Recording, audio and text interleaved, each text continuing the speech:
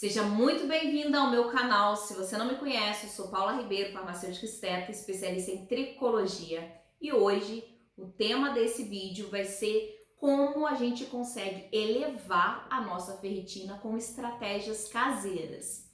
Eu vou explicar um pouquinho o que é a ferritina e como que ela pode impactar no ciclo capilar. A ferritina nada mais é do que uma proteína sintetizada pelo fígado que tem a capacidade de se ligar a até 4.500 unidades de ferro. Portanto, ela é considerada um estoque, uma poupança de ferro dentro do nosso organismo.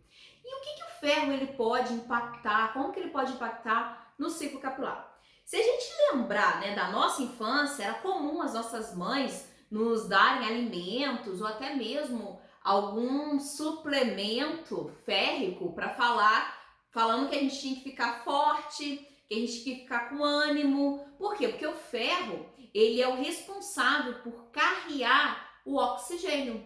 Então ele se liga à hemoglobina e ele é o responsável por carrear então o oxigênio, tirando do pulmão, levando até os tecidos e trazendo também o gás carbônico, o CO2. Então, na falta de ferro, a gente pode sim desenvolver alguns quadros de anemia.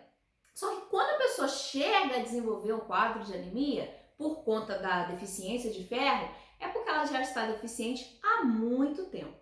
E o que a ferritina ela faz?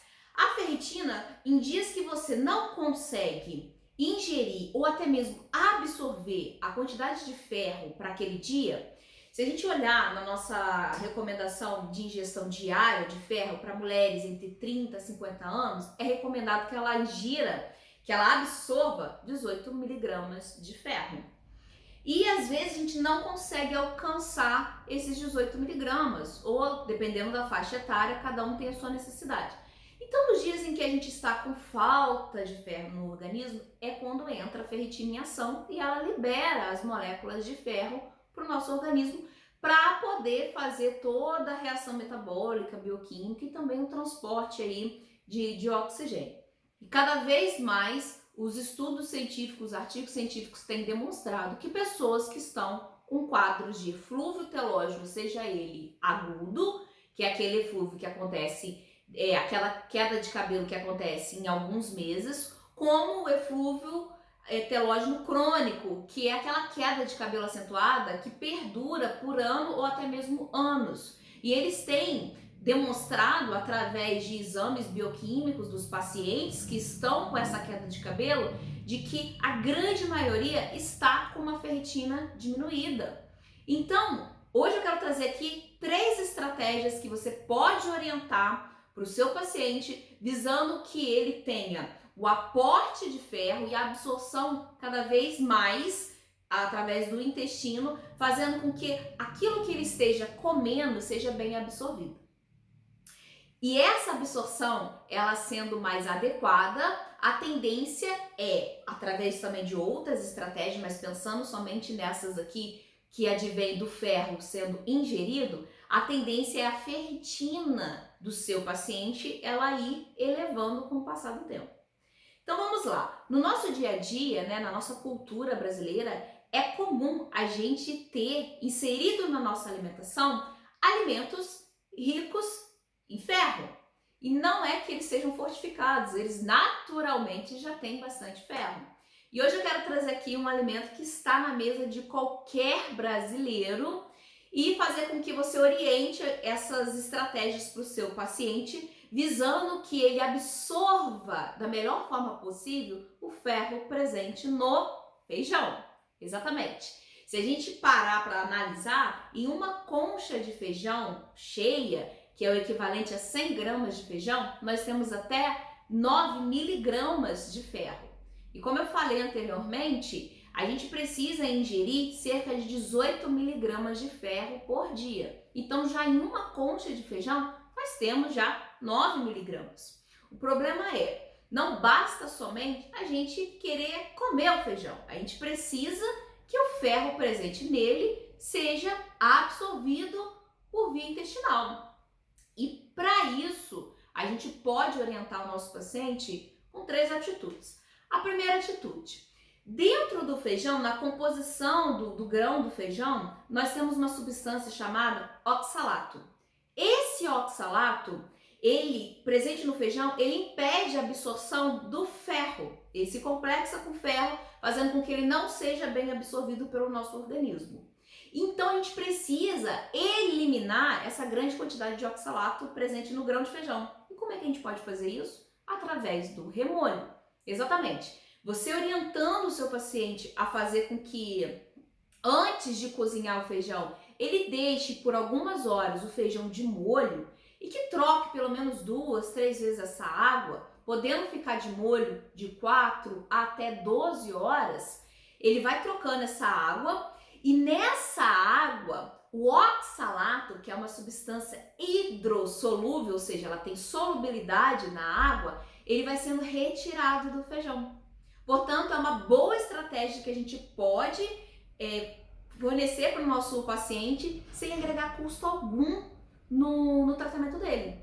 E aí, com esse remolho do feijão, né, imediatamente antes de cozinhar o feijão, ele deve eliminar toda aquela água, então ele não pode deixar o feijão de molho e depois colocar toda aquela água mais o feijão dentro da panela de pressão. Não é isso. Ele deixa de molho, a cada 2 horas, 4 horas, ele troca aquela água, deixa ainda mais algumas horas de molho, ou então deixa de um dia para o outro, e aí ele elimina aquela água do molho, do remolho, e aí cozinha o feijão. Isso, além de eliminar o oxalato, que também impede, né, dificulta a absorção do feijão, vai eliminar algumas substâncias também que causam flatulências intestinais. E tem muita gente que abre mão de comer o feijão porque se sentem muito empazinados, ou então sentem muitos gases depois da ingestão do feijão. E então o feijão acaba sendo excluído da sua alimentação. Com essa atitude, a possibilidade de diminuição dessas flatulências, ela fica elevada. E isso é muito bom, porque então a pessoa consegue voltar a inserir a ingestão de feijão no seu dia a dia. A segunda estratégia que eu também passo para o meu paciente, para que ele faça isso no seu dia a dia, é que ele evite a ingestão de leite durante a ingestão de alimentos que contenham ferro. Mas como assim leite, Paula? Exatamente, a gente tem alguns alimentos, né, que são ricos em ferros, como o feijão, as verduras escuras, como o espinafre, e que são rotineiramente ingeridas no almoço e provavelmente também no jantar.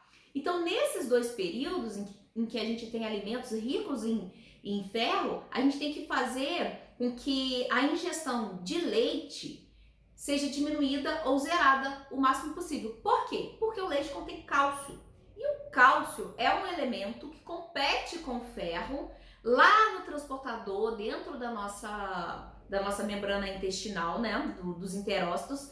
E nessa competição, ele dificulta a absorção de ferro. Então, se você está com um paciente que a ferritina dele está extremamente baixa, você está aplicando várias estratégias, seja suplementação, seja orientações também na maneira como ele vai se alimentar, ele deve evitar ao máximo a ingestão de leite durante o almoço, durante o jantar ou durante qualquer período em que ele faça o uso, que ele faça a ingestão de alimentos ricos em ferros. E aí, quando você pensa em leite, não é comum a gente, né, almoçar com um copo de leite, mas existem algumas pessoas que gostam muito de consumir a limonada suíça, em que na composição dela nós temos o leite. Outras pessoas gostam muito de consumir também o estrogonofe, que é um alimento que, além do creme de leite, muitas pessoas utilizam leite. Então, nesse período em que a gente quer recuperar e elevar essa ferritina, nós devemos orientar então o nosso paciente para que ele não misture os alimentos que contenham cálcio, que primordialmente a gente encontra no leite e derivados também, com alimentos que sejam ricos em ferro. E uma terceira estratégia que também é muito simples, muito fácil de ser aplicada e que também ajuda a melhorar a absorção do ferro. E caso ela não seja feita, a absorção do ferro pode ser prejudicada. Você tem que orientar o seu paciente a evitar ao máximo aquele cafezinho logo após o almoço. Já falei aqui que no almoço é quando a gente tem uma carga de ferro mais elevada, né? seja por conta do feijão, das verduras verdes, por conta da carne. Só que logo após o almoço é comum algumas pessoas tomarem aquele cafezinho para se despertarem, né, para não ficarem muito sonolentas. E o problema é que dentro do café nós temos uma substância que é a cafeína, que ela também se complexa com ferro e ela acaba interferindo negativamente na absorção do ferro. Portanto, a orientação que você pode dar para o seu paciente é que ele faça o uso desse cafezinho, né, com pelo menos 40, 60 minutos após a refeição dele. Aí sim, ele pode tomar o cafezinho dele sem problema algum. Então, se for um paciente que está no seu horário de almoço, assim que ele acaba de almoçar, que ele não faça o uso do café, mas que ele espere pelo menos uns 40, 60 minutos para aí sim tomar a dose de café dele. Eu tenho certeza de que você orientando o seu paciente com toda essa consciência e explicando para ele esses detalhes que ele pode cuidar durante a sua alimentação no dia a dia, isso faz com que você seja visto como um profissional diferenciado, um profissional em que vale a pena ser consultado por ti, e eu tenho certeza que essas estratégias fazem com que a sua consulta, o momento que ele partilha com você seja elevado e que ele pague o valor que você cobrar para isso. Eu espero ter te ajudado com este vídeo.